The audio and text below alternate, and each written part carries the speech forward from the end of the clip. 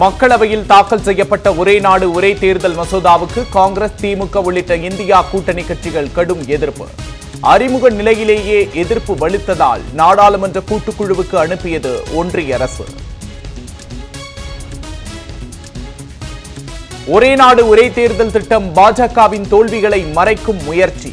முதலமைச்சர் மு.க. ஸ்டாலின் குற்றச்சாட்டு. கூட்டாட்சிக்கு எதிரான ஒரே நாடு ஒரே தேர்தல் திட்டம் நடைமுறைக்கு சாத்தியமற்றது, அரசமைப்புக்கு எதிரானது, மாநில உரிமைகளை பறிக்கும் செயல் என இந்தியா கூட்டணி கட்சிகள் கண்டனம்.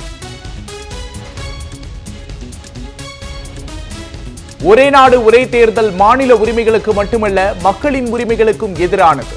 நாடாளுமன்ற திமுக குழு தலைவர் கனிமொழி கண்டனம். ஒரே நாடு ஒரே தேர்தல் என்பது அதிபர் ஆட்சிக்கே வழிவகுக்கும் என விமர்சனம்.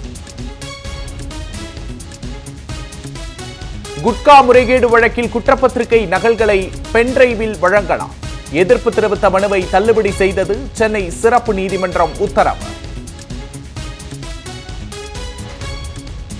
வங்கக்கடல் காற்றழுத்த தாழ்வு பகுதி அடுத்த 2 தினங்களில் மேலும் வலுப்பெற்று தமிழ்நாட்டை நோக்கி நகரக்கூடும். சென்னை, செங்கல்பட்டு, திருவள்ளூர், காஞ்சிபுரம் உள்ளிட்ட 6 மாவட்டங்களில் இன்று கனமழைக்கு வாய்ப்பு. அடுத்த 3 நாட்களுக்கு தமிழ்நாட்டில் மழை பெய்யக்கூடும் என்று வானிலை மையம் தகவல். கோஆப்டெக்ஸ் விற்பனை நிலையங்களில் புத்தாடை வாங்கி நெசவாளர்களின் ஏற்றத்திற்கு கை கொடுப்போம். துணை முதலமைச்சர் உதயநிதி ஸ்டாலின் அழைப்பு. சென்னையிலிருந்து கோவை புறப்பட்ட விமானத்தில் திடீர் இயந்திர கோளாறு. 136 பயணிகளுடன் மீண்டும் சென்னையில் தரையிறக்கப்பட்டது.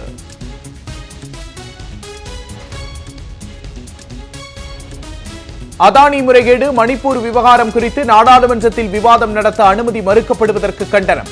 கிண்டியில் உள்ள ஆளுநர் மாளிகையை நாளை முற்றுகையிடப் போவதாக காங்கிரஸ் அறிவிப்பு. எடப்பாடி பழனிசாமிக்கு எதிராக திமுக அமைப்பு செயலாளர் RS பாரதி தொடர்ந்த அவதூறு வழக்கு சாட்சி விசாரணையை பதிவு செய்வதற்காக மாஸ்டர் நீதிமன்றத்திற்கு மாற்றி சென்னை உயர்நீதிமன்றம் உத்தரவு.